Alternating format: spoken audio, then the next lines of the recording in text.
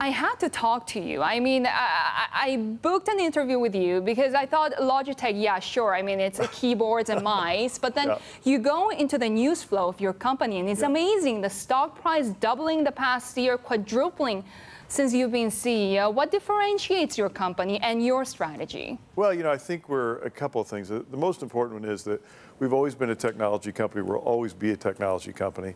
But I guess what's been different since I came in is we really put a lot more emphasis on design, which is putting the user in the middle of everything. And we've used that to enter more and more categories. So we've gone from, 13 or 14 categories when I started to 22 or 23 today. And we're going to keep doing that with more categories and more brands. And that's driven us from a decline of 7% to 15% growth over the last 4 years. Exactly. And you're actually speaking about design thinking while you're here in Hong Kong. How has the launch of the iPad changed the game for you guys? Well, the iPad was a turning point for the company because the iPad was also the beginning of where the PC started to crest and flatten. And our business grew on the back of, for 25 years, grew on the back of the growth of the PC, and we surrounded it with products. When the iPad launched, it was a wake-up call. And then we woke up and said, we're not about the iPad and we're not about the PC. We're about enabling services. And so we enable people to use their iPads or PCs, and we love those businesses today. But increasingly, we're entering categories where we're enabling cloud-based services with hardware and even software.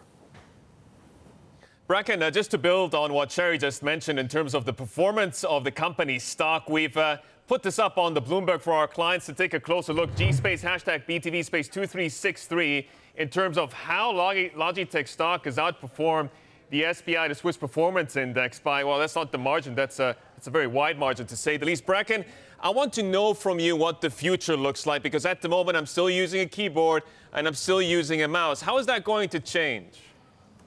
Well, I fully expect that keyboards and mice will be still present.